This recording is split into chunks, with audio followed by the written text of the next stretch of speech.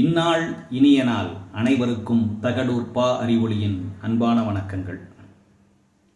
ஒரு முறை ஒரு ஊரில் இருந்த எல்லாரும் கோவிலுக்கு போய் கடவுளிடம் முறையிட ஆரம்பித்தார்கள். கடவுளே, எனக்கு பாரு இந்த பிரச்சனை இருக்குது, எனக்கு இந்த பிரச்சனை இருக்குது, இவ்வளவு பிரச்சனை இருக்குது, இவ்வளவு கஷ்டம் இருக்குது, இதையெல்லாம் நீ தீர்க்க மாட்டையா? எங்களுக்கு ஒரு நல்ல விடிவகை தரமாட்டையா? நீயே இதே சிக்கலோடே நாங்கள் வாழ்ந்து கொண்டு இருப்பதா அப்படின்ட்டு புலம்ப ஆரம்பித்தாங்க. கடவுளும் வந்தார். அவர் சொன்னார், சரி, நீங்கள் எல்லாருமே உங்கள் கஷ்டங்களை நினச்சி ரொம்ப கவலைப்படுறீங்க. கஷ்டம் இல்லாத மனிதன் இங்கே யாராவது இருக்கியா? அவன் மட்டும் கொஞ்சம் முன்னாடி வா அப்படின்னாரு. யாரும் இல்லை, எல்லாருக்கும் கஷ்டம் இருக்குது. யாரை கேட்டாலும் அவங்க கஷ்டத்தை பட்டியலிடுறாங்க.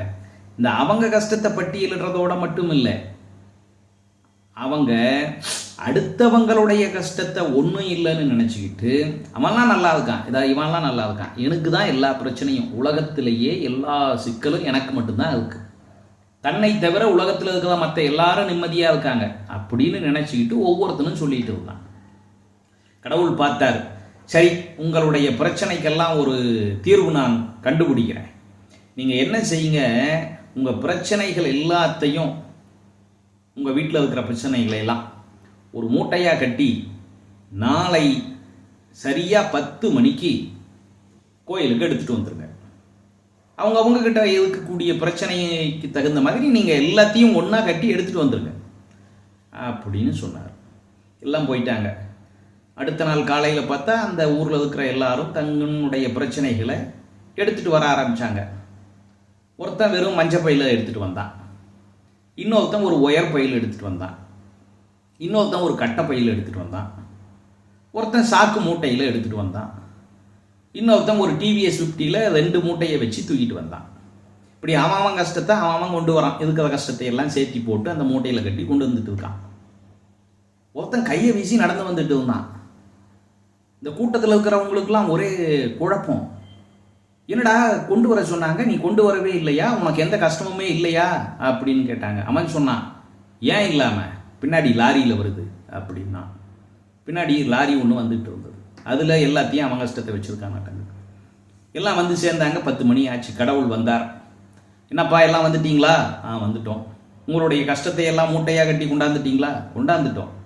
சரி, பாருங்கள், பெரிய இந்த அரங்கம் இருக்கு இல்லையா, இந்த அரங்கத்தில் அவங்க கஷ்டத்தை எல்லாம் கொண்டாந்து வைங்க, வரிசையாக வைங்க அப்படின்னாரு. வச்சுட்டு அவங்க பேரை மேலே எழுதிருங்க, அந்த மூட்டை மேலே எல்லாம் எழுதிட்டாங்க. வாங்க எல்லாம் வெளியில் அப்படின்னு வெளியில் கூட்டிகிட்டு வந்துட்டாரு. அரங்கத்தை மூடிட்டாரு. அந்த கஷ்டமெல்லாம் இருக்கக்கூடிய மூட்டைகள் அடங்கிய கூடம் மூடப்பட்டது. இப்போ வெளியில் வந்துட்டு அவர் சொன்னார், கஷ்டத்தை தீர்க்க முடியாது, உங்களுக்கு வேற ஒரு வாய்ப்பு தரேன்.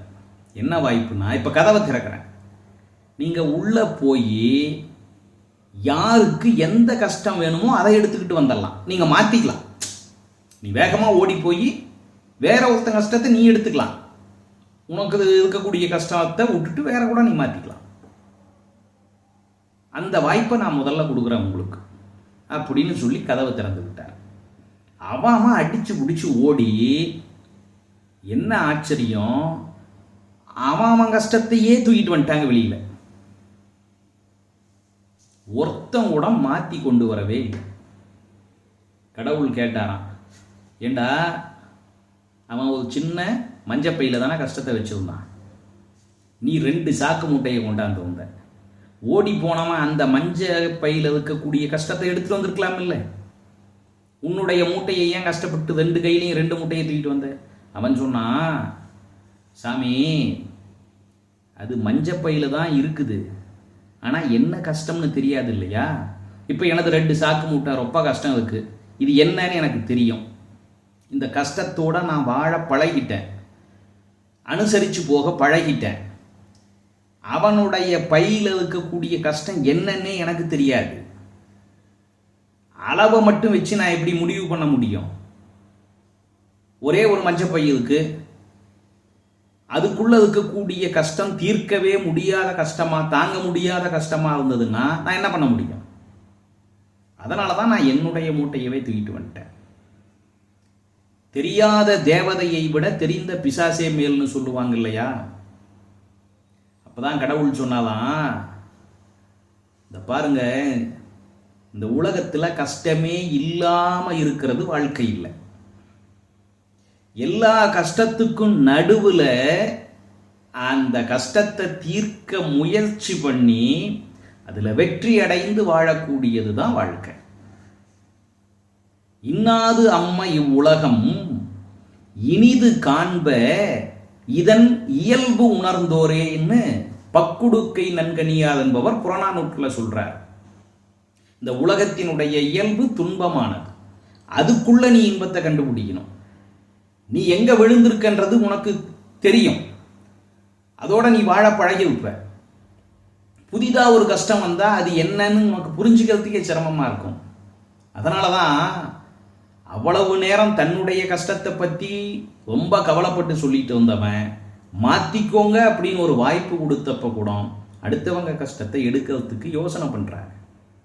கடல் மீது விழுந்தோர்கள் நீந்துங்கள், கனி மீது விழுந்தோர்கள் உண்ணுங்கள், வழிச்சாலை கண்டோர்கள் செல்லுங்கள், போக வழியின்றி நிற்பவர்கள் நில்லுங்கள், கல்தரையில் கை போட்டு நீந்துகின்ற மனிதா காலமிட்ட கட்டளையை மாற்றுவது எளிதா? கண்ணதாசன் கேட்கிறார். உனக்குன்னு ஒரு இடம், உனக்குன்னு ஒரு வாழ்க்கை, அதோடு நீ பழகி இருப்பாய். அதனால உலகத்தில் எல்லாருக்குமே கஷ்டம் இருக்குன்றத புரிஞ்சுக்கோங்க. ஏதோ நாம தான் கஷ்டப்படுறோம், மற்றவெல்லாம் நல்லா இருக்கான் அப்படின்லாம் ஒன்றும் இல்லை. அது மட்டும் இல்லை, அவன் கஷ்டம் என்னன்னு தெரியாத வரைக்கும் அவனுக்கு கஷ்டமே இல்லைன்னு நம்ம நினச்சிட்டு இருப்போம். அவன் இடத்துக்கு போய் உட்காந்து பார்த்தா தான் தெரியும் அவன் படுற பாடு. கஷ்டம் இல்லாதது வாழ்க்கை அல்ல, அந்த கஷ்டத்தை வென்று வாழ்வது தான் வாழ்க்கை. மீண்டும் சந்திப்போம். நன்றி, வணக்கம்.